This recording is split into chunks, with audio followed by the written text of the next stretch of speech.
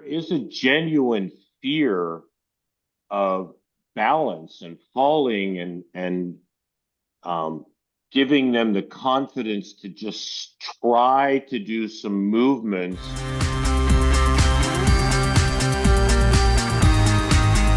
So Celeste, we've had a concurrent theme through a lot of our podcasts with time and balance and getting things organized and dare I say, get ourselves into shape, whether it becomes the business or physically. A lot of people think that sometimes it's too late to even start. But there are certain things that really are important as we get a little bit on in years. I can vouch for myself. Perfect time to get in shape, but perfect time to learn balance and get moving and move forward. I agree. And I think for a lot of our entrepreneurs and small business owners out there, they're already looking at this going, I have no time for that. That's not going to happen. It sounds like a good idea, but when am I going to do it? I can't afford a gym, even if I could. How do I have the time to get there? And then when I'm there, I don't know what to do.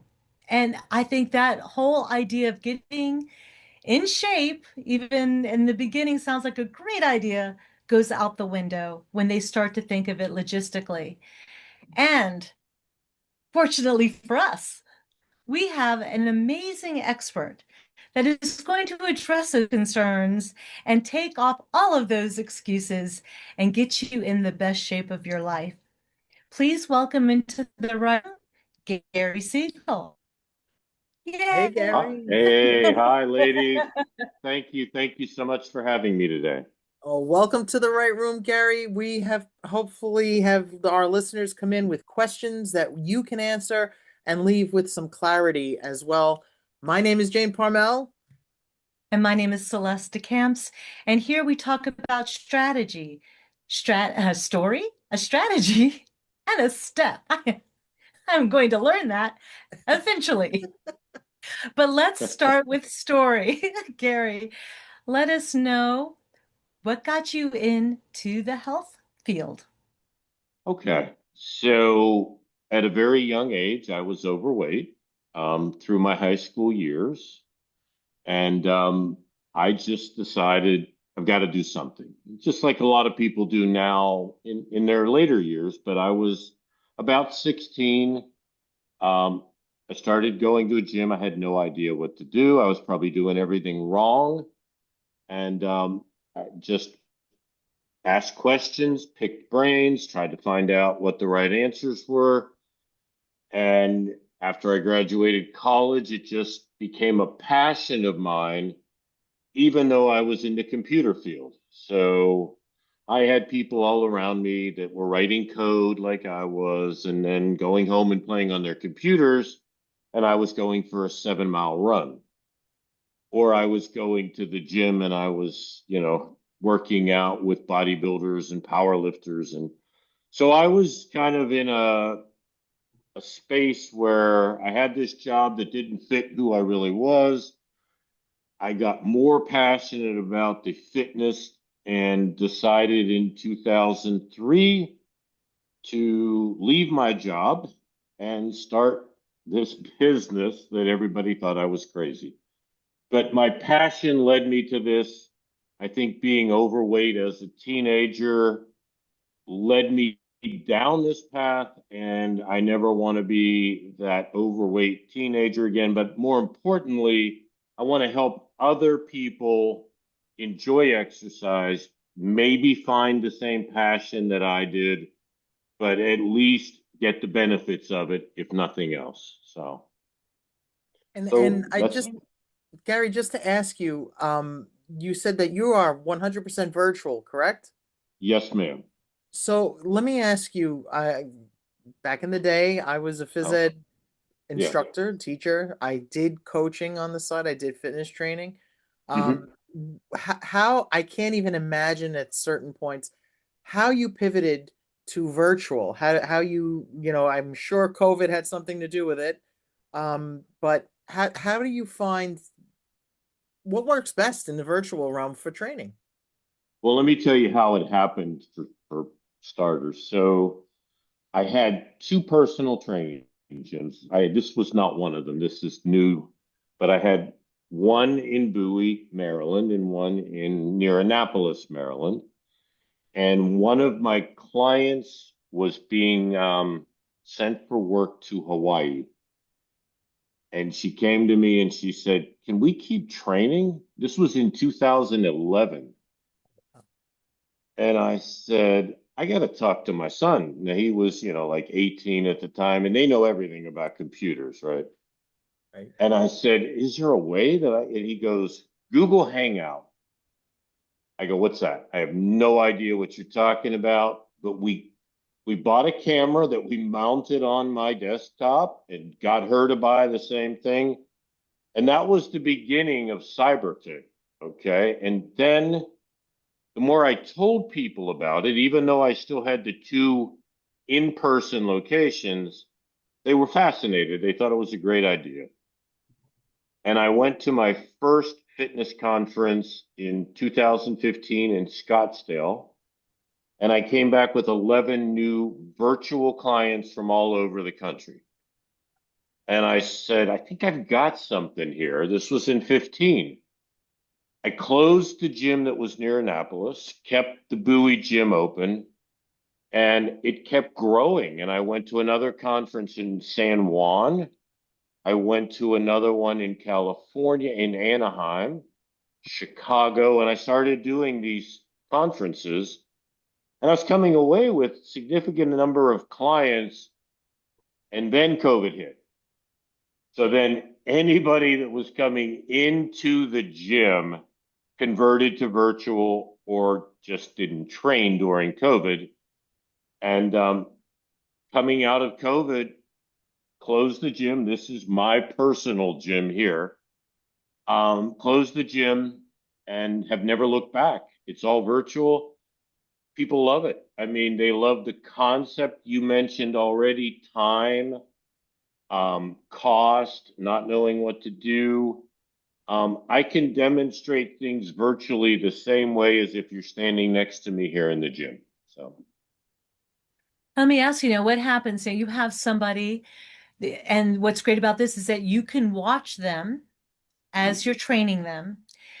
Do you find it difficult at all in helping them with their form if they are doing a squat wrong or a push up, and how are you able to correct them? well, it's two parts. One is verbally, like, "Jane, stop. Okay, here's what we want to do with that squat." Okay. And then I would step back and try to demonstrate for her my positioning, my heels, my body positioning as well, so that she could see the way I'm doing it. Just like I would if she was in the gym. But if I was in the gym, I'd be standing behind her and looking at her heels, making sure she's not leaning forward, that kind of thing. So I've just adapted over 23 years to teaching verbally and then also demonstrating when necessary. So, yep. Okay. And I guess the next question is, we have, again, so many people out there that probably would like to start training, get into some kind of habit, but is there something in particular that they really need to be aware of? I think as far as exercise goes, I think one, I always say, I'm going to be your motivator, but you have to be, dedicated to whatever your goals are. And we try to define that right away. So I want to define, why are you doing this? Okay. Are you doing it for health reasons? Are you doing it because you need to be stronger for some reason? But I try to become their coach, their cheerleader, and encourage them, because a lot of them have never exercised in a gym. An example are people that have had gastric bypass surgery. I've had a lot of clients like that that have been, morbidly obese, and they have the surgery, they lose a lot of weight, but they really don't feel comfortable going into a gym. So then I'm starting from scratch. It's just a block of clay, and I have to mold it and teach them definitely proper form, technique, but then also hopefully my passion will rub off on them and we can start to achieve small little goals at a time. So, but my advice is be ready mentally to commit yourself. There has to be a commitment. I would certainly tell somebody that you're very close with that you're doing it. Don't make it a secret so that they can hold you accountable as well as me holding you accountable.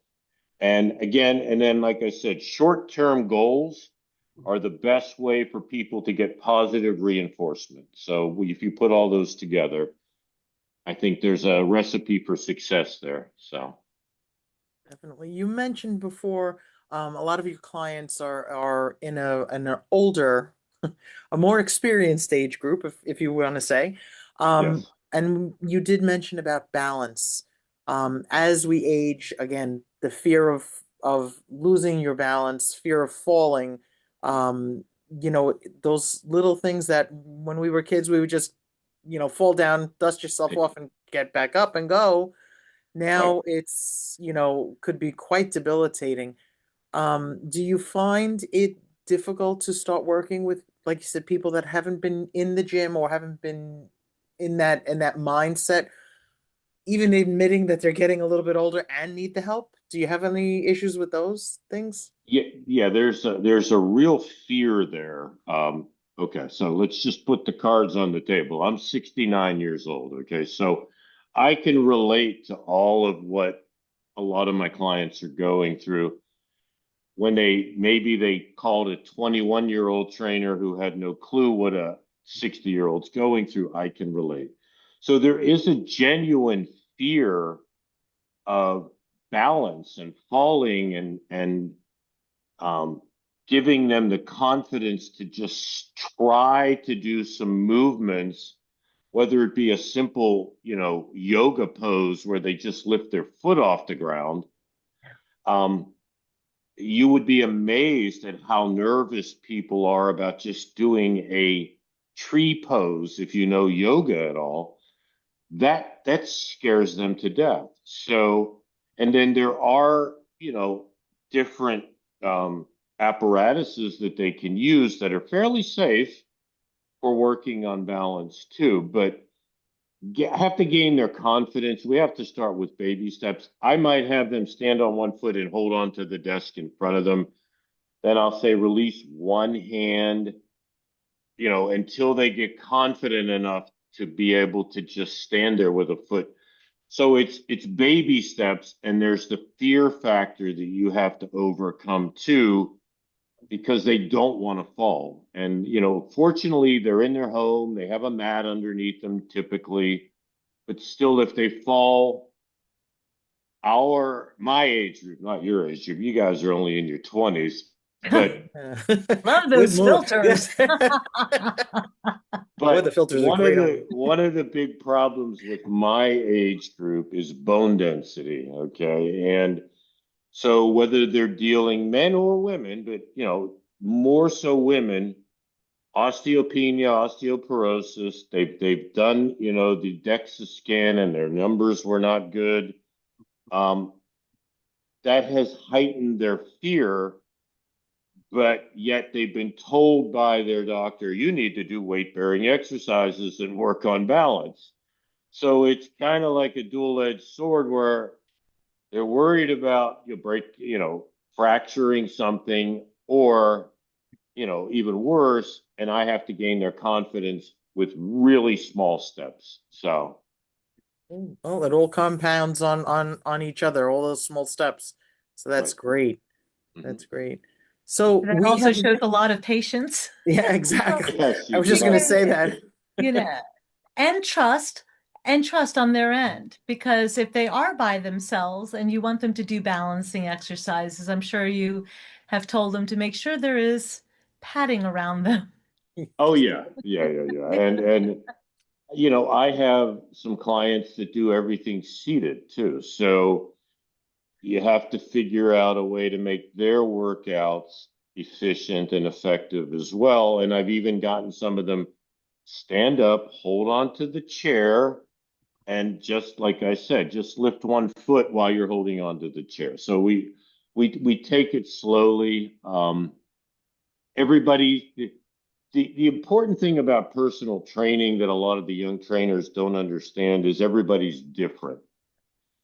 Jane's workout's going to be different from Celeste's workout, and Bob's is going to be different than Mary's.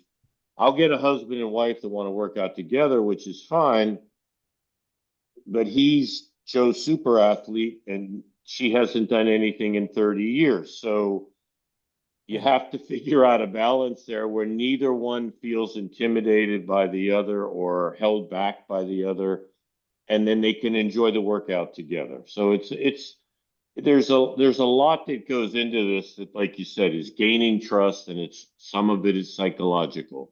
So Well, that sounds great. We are actually now at a point in our interview where we call it room service. So because we're in the right room, we want to leave all of our listeners with one step from you that they could take in the next day, 2 days, the week, being ready to start. Like you said, can you give us one tidbit, one suggestion to get them into motion, to get them to start moving this week? okay, I think the best advice I can give is look in the mirror. Not because of how you look, but look in the mirror, be honest with yourself and say, I'm ready. Okay. Once you said that, now you want to set aside, let's say, 3 half hours a day. So set a schedule that you cannot be deterred from. I don't care, Jane, if Celeste calls you and says, I just made dinner for us. You got to come over right now. You've got to say, Celeste, I've got on my schedule that I've got to work out. I'll be over as soon as I'm done. So, look in the mirror, set a schedule, commit to that schedule, and then you've got to come up with some kind of plan that you're going to adhere to. And there's not one size that fits all, but I mean, the best thing to get started is movement, some kind of movement. Even if you don't have a rack of dumbbells like I have, I'm going to grab one thing real quick. You can go to Five Below, get an exercise band for $5 or less, and there are about 30 exercises just with this simple device. So start there. Don't get intimidated by all of this stuff behind me. Start there with this. If you don't know what to do, YouTube will give you all 50, 30 exercises you could do. Obviously, I would love for them to all contact me and I could show them a great workout with minimal investment. But you got to come up with a plan. This would be a good way to do it. And, a mat would be another good start for people. That's the other thing we didn't talk about. So if you're in my age group, can you get up and down off the floor if you do fall? You don't know how many of my clients cannot get up off the floor. So I would say get a mat, get one of these, schedule it, commit to it, and figure out what that routine's going to be. This little toy can get you started, and then you can do a progression to very light weights like the ones that are behind me, and you'll be a success story. You just have to make yourself a priority. Are you important enough? Are you important enough to get 3 half-hour time slots for yourself a week? That's all you need to start. Okay. That's the best tip I think you could give is make sure you commit to making the time. Yep. You're right. Yeah. Yep. So And I since hope we are, and yeah. since we are in the right room, I'm going to ask you, what does that mean to you to be in the right room? What does the right room look to you? Wow. Okay. So let me throw it back at you first. Okay. How did you come up with the name The Right Room? Well, when we were talking, we were saying how important networking it is, how important it is that we meet as many people as we can, and not just gather phone numbers and websites, but to actually connect so that when we are together, it feels like we're finally in the right room where we have a networking where we're able to refer each other, where we've had the time to get to know somebody and hear their story and feel that we're building a community. Okay, so for me, I'll relay it back to the question that I seem to get as I approach 70 in January. When are you going to retire? Okay. And now I was in IT for 19 years and did not like 1 minute of it except that it paid the bills. So I know I'm in the right room because I love what I do. I have absolutely no plans to retire. If I can go, I have a health fair coming up in April. If I can go to that fair, stand at this table, and people come up and ask me about my product, and I know that I am still in the right room. I'm still doing the right thing for me. It's my passion. It's always been my passion. And that's how I know I'm in the right room. So I'm not ready to retire unless somebody comes and scoops me up there. I'm going to keep doing this until I can't. So I hope that Um, answers it. that sounds good to me. I like that answer. Very good. Yep. Yep. So Gary, where can people find you? Where can they learn more about what your virtual personal training is all about? What's the best way to contact you?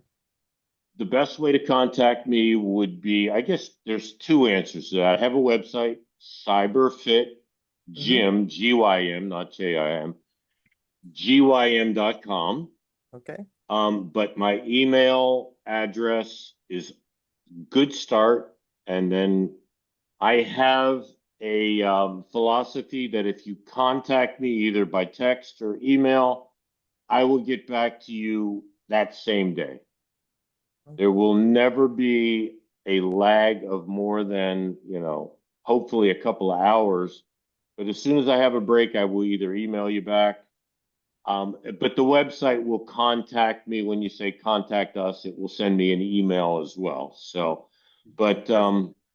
my personal email, you text me, either one is a great way to get a hold of me. I can send you that information if you don't already have it. But Yep. and the website is a really nice website also. So Sounds good. Sounds good. Well, we'll put everything in our show notes. This way everybody can get to you and see if they can work with you or ask you some questions or do whatever. yep, Yeah, I still love this idea because there's a lot of workout videos online that you can follow along, but there's nobody telling you if you're doing it right, if your right. form is good. And it's nice to have a personal cheerleader, Yeah, definitely. you It know, really to it keep is. you Yep. motivated. I think that there is definitely a personal touch here, and I feel like you're solving the problem of first finding a gym and then hoping you do get a good trainer and hoping that person cares about your progress and is knowledgeable enough to know where you're at and how to push and be able to design a program around you. I feel like you have created something that is very powerful. And so Thank you. I'm really happy that we have you on the show and are able to introduce you to more people.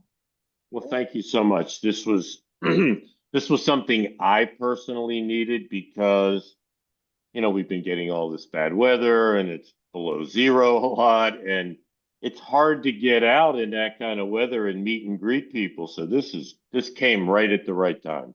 So thank you so much. All right, great. Well, thank you so much for coming. All right. Thank you We so hope to much, see you Gary. again in the right room.